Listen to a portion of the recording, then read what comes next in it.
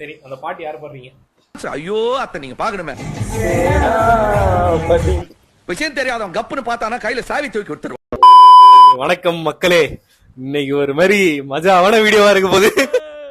கண்ணிலேயே கலவரம் தெரியுதே ராஜா, நான் எப்படி அழாம ரோஸ்ட் வீடியோன்னு சொல்லவா, இல்ல நான் போய் என்னோட ரேண்ட கேளுன்னு நான் சொல்லவா? நான்லாம் எந்த படத்துலயும் தூங்கணும்னு நினைச்சதே இல்லடா.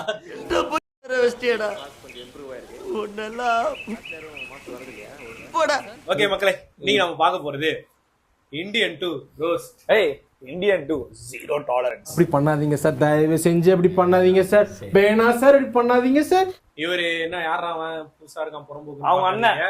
நம்ம பையன் தான், நம்ம அண்ணன் தான். இவருக்கு தனியா சேனல் இருக்கு, அது அப்புறமா பார்ப்போம். அதெல்லாம் ஆமா, அது சும்மாதான் கிடக்கு, நம்ம சேனல் மாதிரி தான்.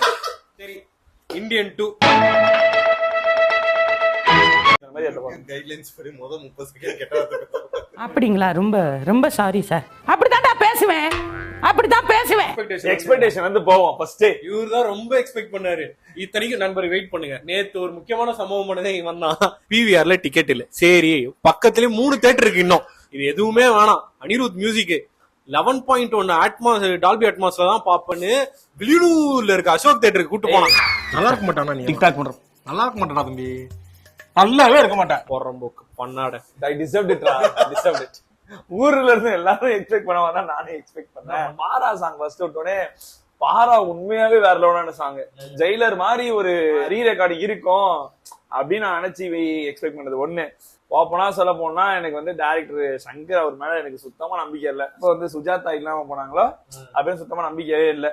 அதனால வந்து தெரியல மச்சான், தெரியும் பேசாதடா, படிக்காத தற்குறிப்பேல. அவங்களோட ரைட்டிங்ஸ்ல தான் வந்து சிவாஜி எல்லாமே டைலாக்ஸ். அவனோட ரைட்டிங்ஸ் அவர்கள் அவர்கள்ன்ற என்ன சரி, அவர் என்ன இன்னைக்கு ரொம்ப ஜாம் ஆகுது. உலக நாயகனும் சரி, சித்தார்த்தும் சரி, கொஞ்சம் சூசியா நடிப்பாங்க. சித்தார்த் என்ன இப்ப ஒரு சித்தார்த் படம் வந்து நல்லா இருக்கு. தான் டக்கர்னு ஒரு படம் ஆமா, நடிச்சாங்க. சங்கர் படம், அதுவும் இல்லாம காஸ்டும் கொஞ்சம் நல்ல வெயிட்டேஜான காஸ்டிங் தான் இருந்துச்சு. ஆனா எனக்கு ஒரு விபூதி பாக்கெட் வாங்கி வரலாம்னு பார்த்தேன் இப்படி போடுறதுக்கு. நான் வந்து ட்ரெய்லரை பார்த்துட்டே ஓகே பெருசா எதுவும் இருக்காது, சங்கர் படம் நல்லாவது இருக்கும் அப்படின்ற. முன்னாடிதான் ஏதோ 2.0 அது இதுன்னு ஃபிளாப் கொடுத்துட்டே இருந்தாரு, நல்லா இருக்கும்னு நினைச்சேன். 2.0 நல்லா தான் இருந்தது. இத கூட கம்பேர் பண்ணுவோம். அதுக்கு வேற சென்னையில இருந்து கார் ஓட்டிட்டு வந்துட்டு சரி டயர்டா இருக்கு போலாமா வேணாமான்னு யோசிச்சுட்டு, சரி நான் சந்தோஷ் கூப்பிடுறானே அப்பாட்ட கார் வாங்குறதுக்கு வேற நான் கை வாங்கிட்டு இருந்தேன். சாவு சாவும்ல செத்த பேர நீ நலமா இருந்தா ஒளிஞ்ச எனக்கு பத்தி. அதான் எக்ஸ்பெக்டேஷன் வந்து எனக்கு வந்து இந்த படம் உருப்படாதுன்னு இருந்துச்சு.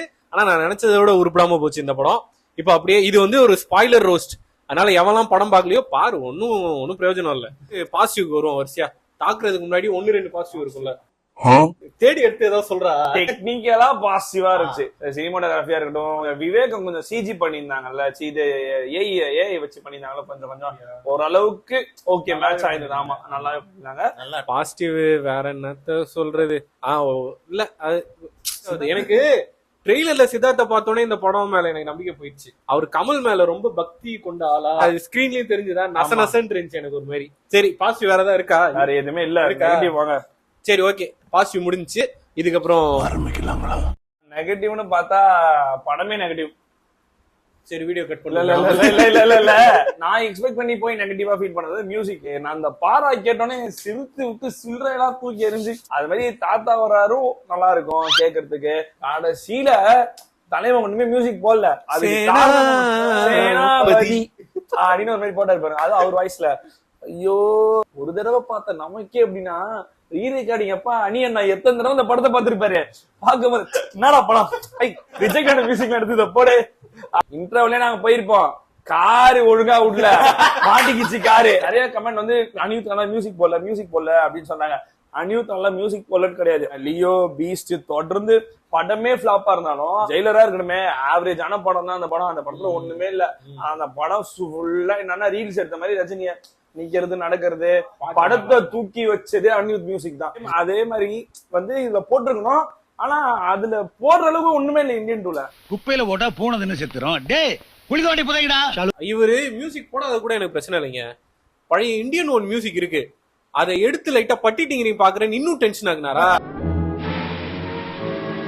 எனக்கு பெரிய நெகட்டிவா என்ன பட்டுதுன்னா விவேக் ஜோக்கு. விவேக் எனக்கு அது கஷ்டமா இருந்துச்சு. அவர் கடைசி படம் இப்படி, அதுவும் கமல் கூட ஃபர்ஸ்ட் படம் இது, அது இப்படி ஒரு படமா வந்து அமையணுமான்ட்டு ஒரு கடுப்பாச்சு. இப்போ ஒரு முக்கியமான நெகட்டிவ் வர எனக்கு இதுதான் ரொம்ப டென்ஷன் ஆச்சு. இந்த சேனாபதி கேரக்டர் இருக்குல்ல, நான் வந்து இந்த படம் ரிலீஸ் ஆகிறதுக்கு 2 நாளைக்கு முன்னாடி இந்தியன் 1 வேற பார்த்தேன். சும்மா படம் அப்படி இருந்துச்சு. படத்திலே பிடிச்சது சேனாபதி கேரக்டர் தான். வந்தா ஒன்லி ஆக்ஷன் தான், பேசினாலும் கருத்தா பேசுறது, ரொம்ப பில்டப். ஆனா கமல் பில்டப் கொடுத்தா நல்லா இருக்காது. அவர் கிளாஸா இவர் கமலுக்கு பில்டப் கொடுக்குறதுன்னா விக்ரம் மாதிரி படத்துல கமலுக்கு பில்டப் கொடுக்கலாம். இது சேனாபதி கேரக்டர். இது சேனாபதி கேரக்டர் என்ன தெரியுமா பண்ணுது, வந்து மொக்க ஜோக் போடுது, சர்காஸ்டிக்கா பேசுது, பஞ்ச் டயலாக் பேசுது, இப்படி பண்ணி மர்மங்களை பண்ணி இப்ப நான் வந்து திருடங்கையா மாத்துறாரு, அனிமலா மாத்துறாரு, பாட அதாவது ஒரு இது பண்ணா பாடியிலே இருப்பாங்க. தண்ணி எல்லாம் வெளியே வந்து தண்ணிலாம் ஃபுல்லா பாடி விட்டு வெளியே வர மாதிரி பண்றாரு. இங்க எனக்கு போட்டிருக்காதுவும். ஆமாண்டா. அமீர் அண்ணன் சொன்ன மாதிரி லாஜிக்கே இல்ல. லாஜிக் ஒரு பக்கம் இருக்குண்டா. இப்ப சேனாபதி கேரக்டர்ன்றது ஒரு கிளாஸான கேரக்டர். சும்மா அப்படி ஸ்கிரீன்ல வந்தா பயம் வரணும், சிரிப்பு வருது எனக்கு. அதுவும் அந்த மேக்கப் இருக்கு, ஐயோ இவருக்கு ஒரு 40 நிமிஷத்துக்கு பில்டப் வச்சு, சித்தார்த் ஒரு 60 நிமிஷம் பேசி, ஐயோ. இந்தியன் 1லனா அவங்க பொண்ணு இறந்ததா இருக்கட்டும், அந்த ஒரு ஹார்ட் டச்சிங் சீன்ஸ் நிறைய இருக்கும். இதுல கனெக்டே அவளை எமோஷனலா ஒரு கனெக்ட்டுமே இல்ல. அந்த படம் ஒரு சித்தார்த் அம்மா இறங்கும் போது உனக்கு கனெக்ட் இல்ல, கனெக்ட் ஆகும். படத்துக்கு வந்து தேவையில்லாத பிரம்மாண்டம். தாத்தா பாட்டுக்கு அவ்வளோ பண்ணிருக்கணும்ன்ற ஒரு அவசியமே இல்ல. தாத்தா பாட்டுக்கு அவ்வளோ இது பிரம்மாண்டம் இருந்திருக்கணும்னு அவசியமே இல்ல. தாத்தா பாட்டே ஆக்சுவலா தேவையில்ல. படத்துக்கு அந்த தாத்தாவே தேவையில்ல. இந்த தாத்தா பாட்டு இருக்குல்ல, தாத்தா பாட்டுல ஸ்டார்டிங்ல கவுண்டமணி செந்தில் வந்திருப்பாங்க தெரியுமா, எனக்கு ஒரு மாதிரி வெறியாச்சு. அதை பார்த்தோம். பாபா பாஸ்கர் சொல்லியிருப்பாரு, ஒரு 200-300 ஜூனியர் ஆர்டிஸ்ட வச்சு அந்த டான்ஸ் இது ரெடி பண்ணாராம். ஃப்ரேம்ல அத்தனை பேர் ஃபிட்டே ஆகல. அவ்வளவு பெரிய பிரம்மாண்டம் 10 பைசா பிரயோஜனம் இல்ல. ஒவ்வொரு வர்மக்களையும் எக்ஸ்பிளைன் பண்ணும்போது இன்னும் வெறியாகுது. அதோட எனக்கு பிரம்மாண்டத்தை முடிச்சிடறேன். எனக்கு அதோட அந்த பிரம்மாண்டத்தை முடிக்க விடுங்கடா, இருங்கடா. சங்கர் மேல வந்து ரொம்ப நாளா ஒரு சைட்ல வந்து ஒரு குற்றச்சாட்டு இருக்கும், என்ன தேவையே இல்லாம பிரம்மாண்டம் எடுத்துட்டு இருக்காரு. எப்ப இருந்துன்னா முதல்வன் டைம்ல இருந்தே இருக்கும். அப்பெல்லாம் என்ன பண்ணுவாரு, டெக்னாலஜி யூஸ் பண்ணுவாரு, பாட்டுல யூஸ் பண்ணுவாரு. ஆக்சுவலா அந்த டெக்னாலஜி எல்லாம் கொஞ்சம் கொஞ்சமா கொண்டு வந்துதான் அவர் எந்திரன் மாதிரி ஒரு படம் எடுக்க முடிஞ்சு. ஆனா இந்த படத்துல 10 பைசாக்கு பிரயோஜனம் இல்லாத பிரம்மாண்டம். அவனுங்க ஒரு யூடியூப் சேனல் ஒன்று வச்சிருப்பானுங்க, அதுலயே ஒரு சோசியல் காஸ்ட் ஒன்று சொல்லுவாங்க சொல்லிட்டு. அது அந்த கண்டென்ட், அந்த படத்துல ஒரு கண்டென்ட் வைப்போம், அந்த கண்டென்ட் கேவலமா தான் இருக்கும். ஐயோ, அதை விட எஸ்ஜே சூர்யாவை காட்டுவாங்க பாருங்க, எனக்கு அவ்வளவு வருத்தமா இருந்தது மனசுல அப்படி காட்டும் போது. எஸ்ஜே சூர்யா ஸ்பைடர்ல என்ன மாதிரி ஒரு வில்லன், அவர் ஒரு ஸ்பைக்ஸ் வச்சு நீங்க கலர் எடுத்துக்கணும், இங்க வந்து நகை போட்டுக்கிட்டு அந்த கேரக்டருக்கு என்னவோ அதை போடல, அதை விட்டுட்டு சம்பந்தமே இல்லாத ஒரு காஸ்டியூம், ஒரு ப்ராப்பர் வில்லனே இல்ல படத்துல. சும்மா போறாரு, ஒரு 4 பேரை கொல்றாரு, அடுத்து வர்றாரு, மறுபடியும் இன்னொரு ஆளை கொல்றாரு, வந்து அதுக்கு ஒரு பிளாஷ்பேக் உண்டு, அவ்வளவுதான். சரி, இப்போ வில்லன் வந்து ஒரு 10 நிமிஷம் தான் வர்றாரு படத்துல. அப்போ பார்த்த 10 நிமிஷத்துல நம்ம பயம் வரணும்ல. பார்த்தா சென்டிமெண்ட் வில்லன் கூட இவ்வளவு கேவலமா இருக்க மாட்டாரு. கேலண்டர் சாங்னு ஒரு சாங், அது எதுக்குன்னே தெரியல. அதுல நடிச்சவங்க வந்து அவங்க வந்து மிஸ் யூனிவர்ஸ் ஆக்சுவலா அவங்கள வேற கூட்டிட்டு வந்து சும்மா சிவனேன் போறோம்னா என்ன தூக்கி லாக் பண்ணி பப்ளிக்கு ஜெகன் எதுக்குன்னு தெரியல, பிரியா பவானி சங்கர் எதுக்குன்னு தெரியல, அப்புறம் இன்னொன்னு எதுக்குன்னு தெரியல. எல்லாருமே இல்ல அப்படி கிடையாது, சங்கர் படம்ன்றதுனால வந்திருப்பாங்க. மேட்ரு அதான். கல்கில சூப்பரா இருக்கும். அந்த கல்கில வந்து 2 கெட்டப்புமே நல்லா இருக்கும் அவருக்கு. ஃபர்ஸ்ட் சொங்கி மாதிரி வர்றதும் நல்லா இருக்கும், கடைசியில 6 பேக்ஸ் அதுக்கு அடுத்துதான். அதாவது சங்கரை வந்து நம்ம சரி ஓகே, சுஜாதா எல்லாம் கஷ்டப்படுறாரு, அவரு மெத்தட்ல ஏதோ ட்ரை பண்றாரு, நம்ம எங்க வேணா சினிமாட்டிக் லிபர்ட்டின்னு விட்டலாம். ஆனா ஒரு ஃபைட் சீன் ஒண்ணு வந்துச்சுங்க, அத மட்டும் என்னால மன்னிக்கவே முடியாதுடா. மட்டுமாடா ஆரம்பிச்சது. ஆமா, அது படம் முடிய 1/2 மணி நேரம் இருக்குன்னா 1/2 மணி நேரமும் சேசிங் தான். அவங்க கடைசியில என்ன பண்ணாங்க, ஒண்ணுமே பண்ணல, ஆம்புலன்ஸ் கொடுத்து போப்பா அப்படின்னு அனுப்பி வச்சிட்டாங்க. அதாவது ஒரு நிமிஷம், ஒரே இது நான் தப்பா சொல்றேன். அதாவது நீ புடுங்குறது பூராமே தேவையில்லாதான், போய் புடுங்கு போ. இந்தியன் கான்ஸ்டிட்யூன்சி பெரிய மக்கு மாதிரியும் இருக்கிற ஆளுங்கெல்லாம் மக்கு தானே. ஒரு போலீஸ் ஆபீசர் வந்து சாவ கடக்காரு, உடம்பு செய்யாம ட்ரீட்மெண்ட் பண்ணாதான் நீங்க அதுக்காக உங்களை பொறுத்த வரைக்கும் ஒரு accused, national accused, international accused, அவரை நீங்க ரிலீஸ் பண்ணுவீங்களா? எனக்கு புரியவே இல்லை. எப்படி என்னடா எனக்கு என்னன்னா, ஆல்ரெடி இந்தியன்ல கரப்ஷன் இருக்கு அப்படின்னு சொல்லிட்டு ஒரு கான்செப்ட் எடுக்கிறீங்க, நீங்களே இங்க கரப்ட் பண்றீங்க. ஜட்ஜ மிரட்டி. ஆமா. நான் என்ன கேக்குறேன், இந்தியன் தாத்தா ஒழுக்கம் கிடையாது. நீங்க அப்படிதான் வந்து ஸ்கிரீன் பிரசன்ஸ் எடுத்துட்டு வரீங்க. ஃபர்ஸ்ட் இப்போ வந்து ஹீரோ வந்து ஒரு 30 பேர் வந்து கொல்றதுக்கு ஒரு வழக்கமா ஒரு பாழஞ்ச பில்டிங்ல ஷட்டரை சாத்தி கொலை பண்ண பாக்குறான். கொல்லப்பட வேண்டிய ஆள் வந்து தாத்தா. எப்படி 105 வயசுல ஒரு தாத்தா. 105 வயசு வர அவருக்கு. ஆமா ஆமா. இதையே இப்பதான் பாத்து கத்துக்கிறியா? இப்போ வந்து ஒரு ஆளை கொல்ல வரவங்க, நீ எவ்வளவு பெரிய பாடி பில்டர் வேணா இரு, கொலை பண்ண வர இடத்துல ஏன்னா சட்டையை கட்டி போசிங் பண்ணுவானா. அப்புறம் இன்னொன்னு என்னன்னா, சங்கர் சார் மேல பல வருஷமா ஒரு அரசியல் தாக்கம் இருக்கு. இவர் இந்த மாதிரி ஒரு ஸ்டாண்டர்டு வச்சுதான் எடுக்கிறாரு, அவருக்கு அரசியல் புரிதல் இல்லைன்னு ஒரு குற்றச்சாட்டு இருக்கு. இந்த படத்துலயும் லைட்டா அதை ப்ரூவ் பண்ணிட்டு இருந்தாரு. இலவசத்தெல்லாம் தப்புன்ற மாதிரி லைட்டா போட்டு தாக்கிட்டு இருந்தாரு.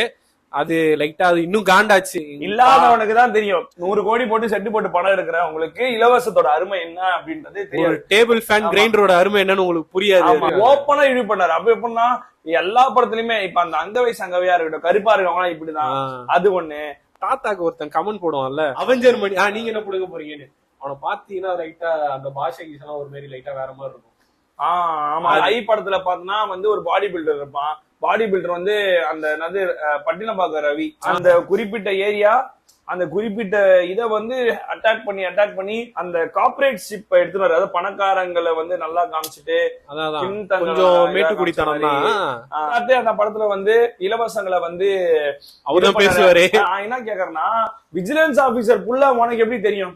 விஜிலன்ஸ் ஆபீசர் புள்ளைக்கு ஓசில குவார்டர்ஸ் இருக்குது, இது இருக்குது. அது உங்களோட பிரிவிலேஜ்னும் போது டாக்ஸ் கட்டுற நாங்க, அப்ப நாங்க வந்து எதுக்கு அந்த ஃபேனு, கிரைண்டர், மிக்சி, டிவி, லேப்டாப்லாம் வாங்க கூடாது?